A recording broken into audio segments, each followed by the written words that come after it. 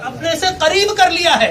اے رب کریم ہم براہ راست تیری عبادت کرتے ہیں, عبادت تو ظاہر تیرے علاوہ کسی کی نہیں ہو سکتی. اب تجھ سے مدد مانگ رہے ہیں تو مدد کے لیے انعام یافتہ بندوں کے راستے پر کیوں بھیج رہا ہے؟ ہم تو براہ راست تیری طرف آ رہے ہیں, تو وسیلوں کی طرف بھیج رہا ہے. صراط الذین انعمت علیہم, تو قرآن فصاحت ہو. اچھا اللہ انعام یافتہ بندے کون ہیں؟ تو قرآن جواب دیتا انعم اللہ علیہم من النبیین والصدیقین والشہداء والصالحین وحسن اولئک رفیقا. کہ میرے انعام یافتہ بندے تلاش کرنے ہو, جاؤ قرآن میں تلاش کرو. میرے انبیاء انعام یافتہ ہے, میرے نبی کے سارے صحابہ اہل بیت انعام یافتہ ہیں, میرے نبی کے سارے شہداء انعام یافتہ ہے, اور میرے نبی کے سارے اولیاء انعام یافتہ ہے. لہذا انعام یافتہ بندوں کا ہمیں اللہ تبارک و تعالی نے پتہ بتا دیا. اب پھر ایک سوال پیدا ہوتا ہے, بس 4-5 منٹ میں گفتگو ختم. ایک اور سوال پیدا ہوتا ہے, اللہ انعام یافتہ بندوں کے راستے پر کیوں بھیج رہا ہے؟ تو جواب آتا ہے بندے تم نے صراط مستقیم مانگا ہے. اب صراط مستقیم ناک کی سیدھ میں نہیں ہے. صراط مستقیم کیا ہے سن لیجئے. شیطان نے جب اللہ نے اسے بے دخل کیا نبی کے مقابل تکبر کرنے, نبی کی گستاخی کرنے, نبی کے وسیلے کو ماننے, اور نبی حضرت آدم کی ولادت کو سیلیبریٹ کرنے سے انکار کرنے, بہت ساری وجوہات کی بنیاد پر اللہ نے اسے شیطان کو ملعون قرار دیا. اب شیطان نے کیا چیلنج کیا؟ قال فبما اغویتنی لاقعدن لهم صراطک المستقیم. اے اللہ مجھے تیری عزت و جلال کی قسم ہے, تیری صراط مستقیم پر گھات لگا کر بیٹھ جاؤں گا, جو بھی آئے گا اسے بہکا کر رکھوں گا.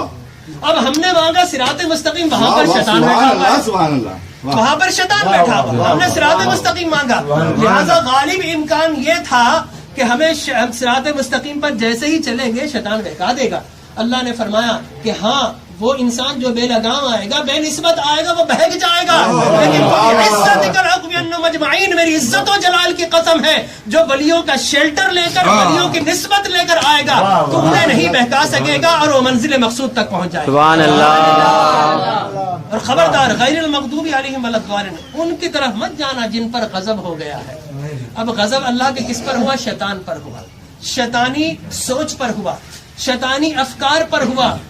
لہذا شیطانی افکار یا شیطانی راہوں پر چلنا اللہ کے غضب کا سبب بنتا ہے, اور صراط الذین انعمت علیہم پر چلنا اللہ کے انعام کا سبب بنتا ہے.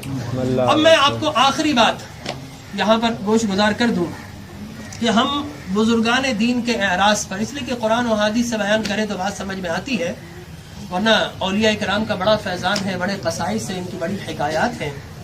ہم یہاں پر جب جمع ہوتے ہیں, بالخصوص اعراض پر, عرس کے موقع پر, یا اولیاء کرام کی نسبت میں جمع ہوتے ہیں, تو یاد رکھیے ہم سب کا اس بات پر بلیو ہے, فیتھ ہے, ہم سب کا اس پر یقین ہے, بلکہ ہم سب کا کیا, جو نان بلیورز ہیں, جو مسلمان نہیں, وہ بھی اس بات پر یقین رکھتے ہیں کہ انسان کو مرنا ہے.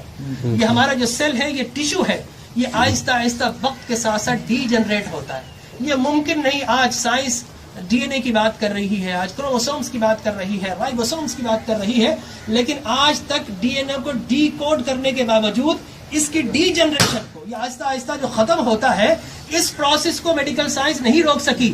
لہذا دنیا کا آج تک اتفاق ہے کہ جس انسان نے اس دنیا میں آنکھ کھولی ہے اس نے لازم مرنا ہے, مرنا ہے, اس پر سب کا اتفاق ہے.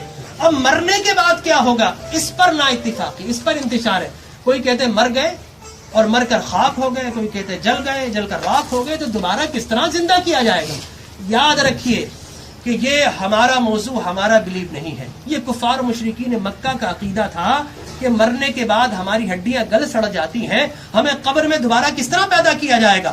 اللہ تبارک و تعالی نے بارہا بتایا, قل یحییہ الذی انشأها اول مرہ. اے پیارے حبیب, یہ کہتے ہیں من یحیی العظام وہی رمیم, ہماری ہڈیاں گل سڑ جائیں گی, دوبارہ کون پیدا کرے گا؟ اللہ فرماتا ہے نبی کہہ دیجئے ان سے, جس خدا نے تمہیں پہلی مرتبہ پیدا کیا تھا وہی خدا قبر میں بھی تمہیں زندہ کرے گا. اور فرمایا کہ یحسب الانسان ان لن نجمع عظامہ بلا قادرین علی ان نسوی بنانا. اے انسان تو یہ سمجھتا ہے تمہیں دوبارہ کس طرح پیدا کیا ہے؟ جایا تو فنگر پرنٹس پر بڑا بھروسہ کرتا ہے. یہ تھم امپریشنز آج دنیا میں لگائے جاتے ہیں, ہر ایئرپورٹس پر پاکستانیوں کی زیادہ بےعزتی کی جاتی ہے, اللہ معاف کرے. تو تھم امپریشن جب لگاتے کیا مطلب ہے؟ Finger prints. اللہ کی شان قدرت دیکھیے کہ جس میں آج 6 ارب انسان یا 7 ارب انسان آج دنیا میں 7 بلینز لوگ موجود ہیں، سب کے فنگر پرنٹس اللہ نے مختلف بنائے ہیں. تو اللہ تبارک و تعالیٰ کا یہ چیلنج ہے قیامت تک کے لیے کہ تم یہ کہتے ہو دوبارہ قبر میں کس طرح پیدا کیا جائے کہ بندے یہاں پر فنگر پرنٹس لگا لے، جب قیامت میں میزان پر پہنچے گا تیرا نام اعمال تو تو وہاں پر بھی تو کہتا دوبارہ کس طرح پیدا کیا جائے گا، تجھے وجود بھی ویسا عطا کر دیں گے، فنگر پرنٹس بھی ویسے عطا کر دیں گے. سبحان اللہ. لیکن دوستو اس دنیا اور میزان تک پہنچنے کے درمیان بہت بڑا فاصلہ ہے، وہ فاصلہ کہ قبر کا فاصلہ. یہ دنیا کی زندگی 60 سال 70 سال 80 سال، اس سے زیادہ انسان کوئی شاد و ناظر ہی، کوئی ریئر ایسے ہوتے ہیں جو 100 پہ پہنچتے ہیں آج کل کے فی زمانہ، وہ بھی باہر. یہاں پر تو آپ کو پتا ہے کہ ساری چیزیں فیک ہے، بہت جلدی انسان جو ہے بہت ساری ڈیزیز آ جاتی ہے. لیکن میں آپ سے عرض کروں قبر میں جائیں گے، قبر کی زندگی کتنی؟ 1000 سال 2000 سال 10,000 سال 20,000 سال غیر معینہ مدت تک کے لیے، ٹھیک ہے نا. قبر کی زندگی ہمیں ملنی ہے. اب قبر میں جائیں گے، بس یہ آخری سوال کر کے یہ پریپریشن کے لیے سب کے لیے کہ آپ نے کیا تیاری کرنی ہے. اس دنیا کی تیاری ضرور کیجئے، لیکن آپ کو فار سائٹڈنس، آپ کو دور اندیش بھی ہونا چاہیے. قبر کی زندگی کی بھی ضرور تیاری کریں، اس لیے کہ ہم نے دیکھا جو قبر میں چلے جاتے ہیں لوگ انہیں بھول جاتے ہیں، لیکن کچھ لوگ ایسے ہوتے ہیں قبر میں جانے کے بعد بھی جوک در جوک لوگ ان کی قبروں پر آیا کرتے ہیں. آپ کو یہ کس طرح بننا پڑے گا؟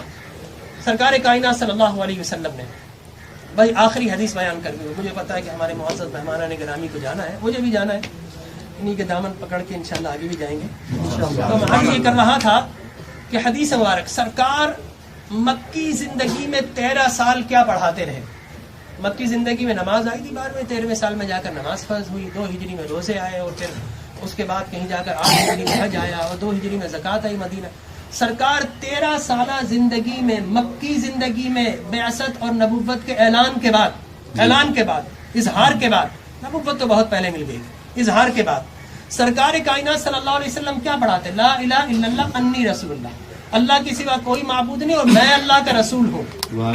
ہم میں سے کوئی انی کہے گا کافر ہو جائے گا، یہ رسول اللہ کا مقام ہے، ہم تو کہیں گے محمد رسول اللہ. تو سرکار یہ پڑھاتے تھے اور لوگوں سے کہتے کہ قبر کی تیاری کرو، قبر میں میرے متعلق تم سے سوال کیا جائے گا. یہ سرکار بتایا کرتے تھے میرے متعلق. بخاری مسلم سب میں ایک سوال کی حدیث ہے کہ میرے متعلق پوچھا جائے گا. وہ ابو داؤد شریف کی حدیث ہے جس میں کہا گیا 3 سوال. چلے صاحب 3 سوال مان لیتے ہیں، وہ 3 سوال بھی در حقیقت ایک ہی سوال ہے. پہلے 2 سوال فلٹر کرنے کے لیے ہے. پوچھا جائے گا من ربک کا، قبر میں مردے کو اٹھا کر بٹھا